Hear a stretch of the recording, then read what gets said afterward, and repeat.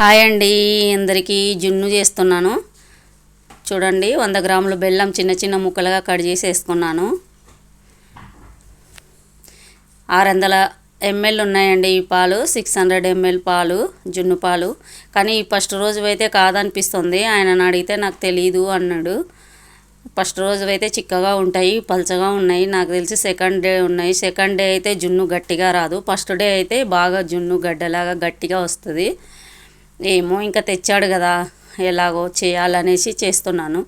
ఇందులో నార్మల్ పాలు కూడా వేసుకోవాలండి.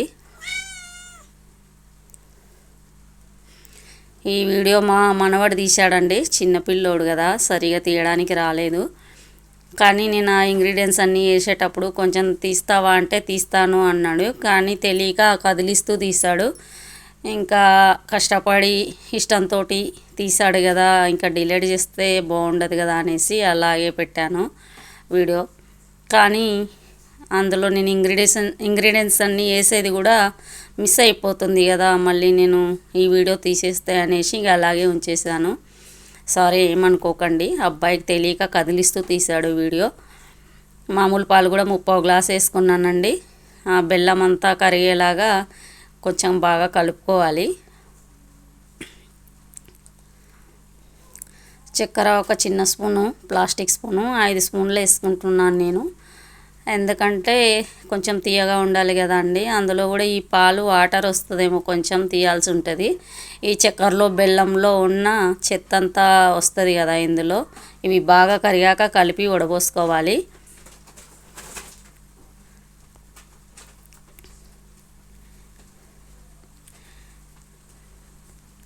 చూడండి, ఇట్లా కొంచెం పాలల్లో, చక్కెరలో, బెల్లంలో చెత్త ఉంటుంది కదా, అదంతా బాగా చక్కెర బెల్లం కరిగిన తర్వాత కలిపి వడబోసుకోవాలి.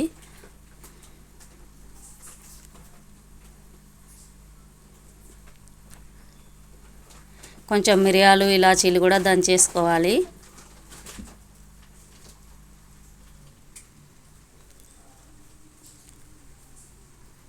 ఒక 1/2 స్పూను మిరియాలు వేస్తున్నాను నేను.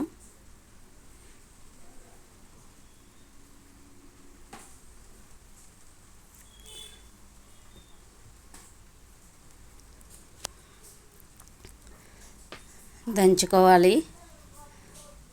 పౌడర్ చేసుకొని ఆ పాలల్లో కలుపుకోవాలండి. వడబోసిన తర్వాత 5 ఇలాచీలు వేస్తున్నాను. ఇలాచీలు, మిరియాలు మెత్తగా పౌడర్ చేసుకోవాలి. మిరియాలు దంచుకుందామండి.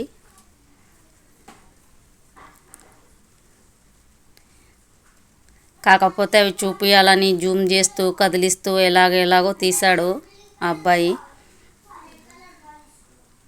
9 ఇయర్స్ అబ్బాయి. చూడండి, ఇలాచీలు కూడా దంచేసుకుందాం.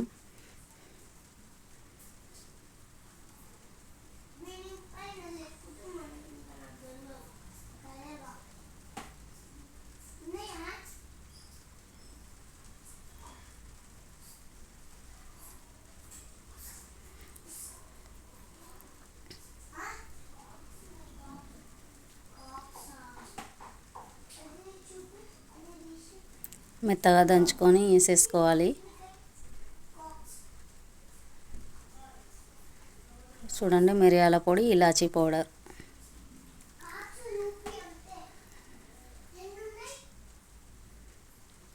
చిటికడు ఉప్పు వేసుకోవాలి.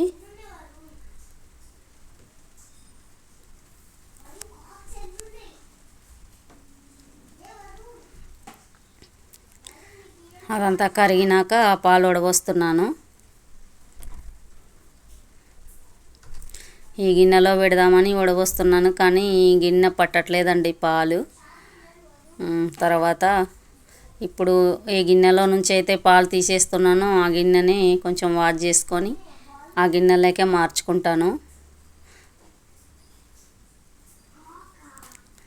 చూడండి, మార్చుకున్నాను, వడబట్టాను. చూడండి, చెత్త వచ్చింది, అందుకే వడబోసుకోవాలి. కుక్కర్లో ఒక స్టాండ్ పెట్టుకొని అందులో వాటర్ వేసుకోవాలి. ఒక చెంబుడు వాటర్ వేస్తాను నేను. 2-3 విజిల్లు వచ్చేదాకా పెట్టుకోవాలన్నమాట. చూడండి, స్టాండ్, దాంట్లో ఈ గిన్నె పెట్టుకోవాలి. ఆ కుక్కరుకి గిన్నె కొంచెం వెడల్పుగా ఉంది కదా, పెడుతుంటే రావట్లేదన్నమాట పెట్టడానికి. మళ్ళీ నిదానంగా పెట్టానన్నమాట.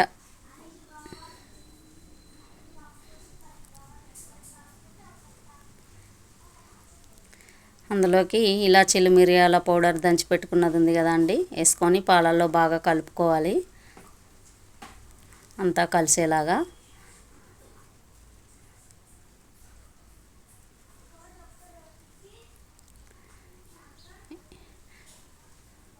ఇంకా కుక్కర్ తీసి స్టవ్ మీద పెట్టుకుందాం.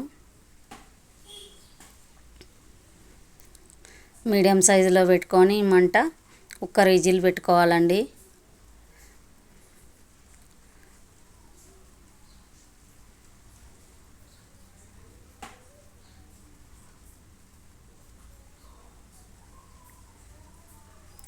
ఈ కాడలన్నీ ఎన్ని కుక్కర్లు కొన్నా కాడలు ఉండట్లేదండి, కాడలన్నీ పోతున్నాయి.